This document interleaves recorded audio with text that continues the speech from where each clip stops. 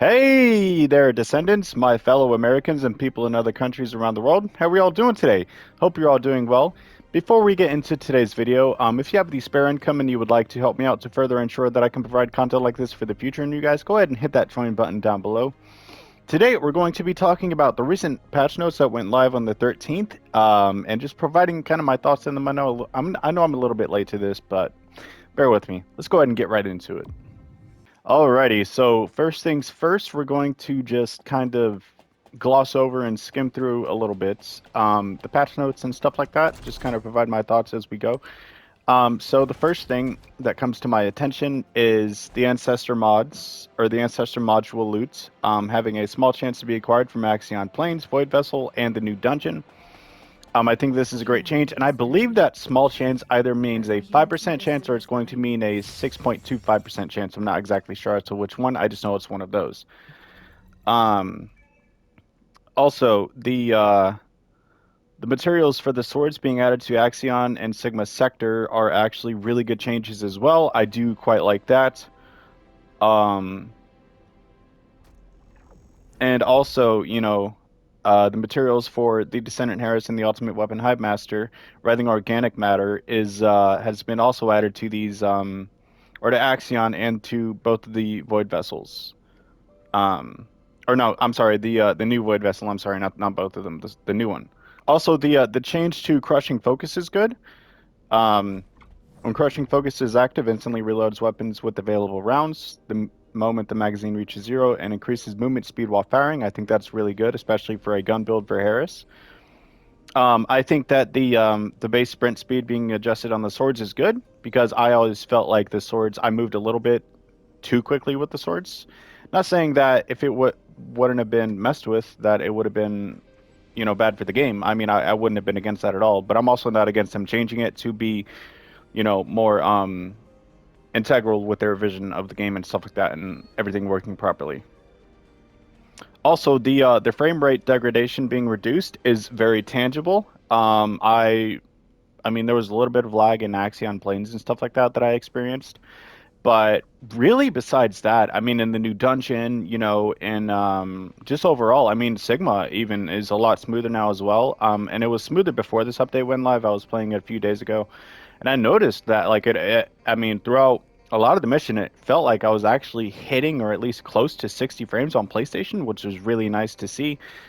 Um, so yeah, I mean, I think that this is a great update. I think that revitalizing old content with new materials. I told you guys what happened. Here we are. I think that's amazing as well.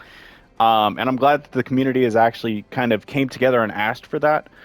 And see, guys, this is what I'm trying to say when I, tell you guys or ask you guys, hey, like we need to find common ground. We need to find something that we can agree upon as a community, mostly, if not overall, but probably more realistically in terms of being able to agree with each other is going to be most of us and not all of us. But anyway, um, and I mean, yeah, I mean, I think this is a great change. I think this is a good update. As for Harris being stuck in the ground, I'm actually not sure if they just shadow patched it or what, because like I was playing with her for a good amount yesterday, all the Diddy, and I didn't get stuck once. I mean, I wasn't like spamming it back to back to back or anything, but I was using it.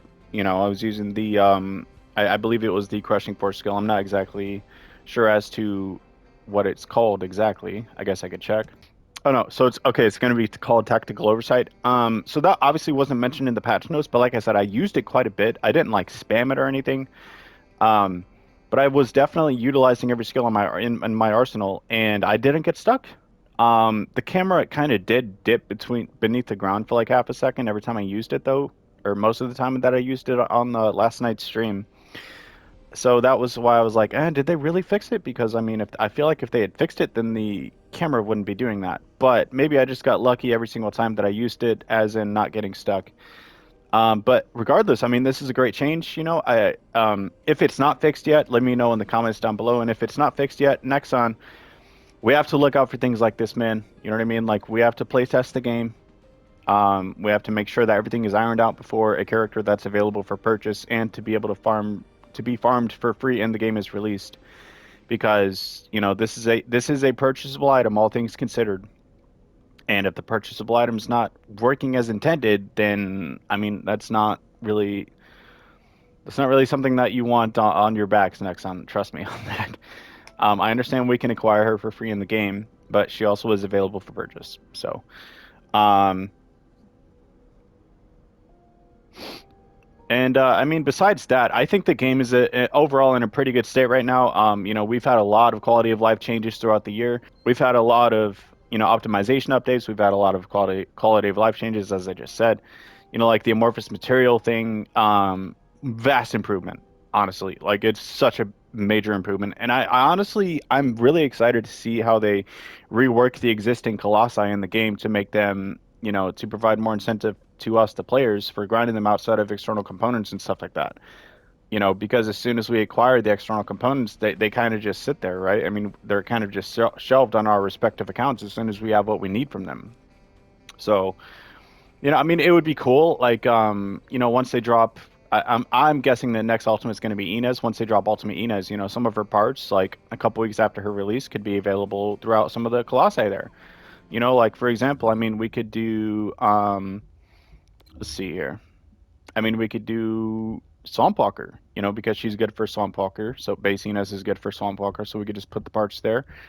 Or, we could do a Void Abyss boss of Swamp Walker, and we could put the parts there as well. We could make Inez better against Void Abyss bosses and stuff like that. I feel like that would be pretty cool. But I mean, kind of besides that, I guess that's pretty much it for this video. If you made it all the way to the end, please drop a comment down below. If you agree, let me know why. If you disagree, let me know why. We can talk about it in the comments. Thank you so much for watching, and I will see you in the next one.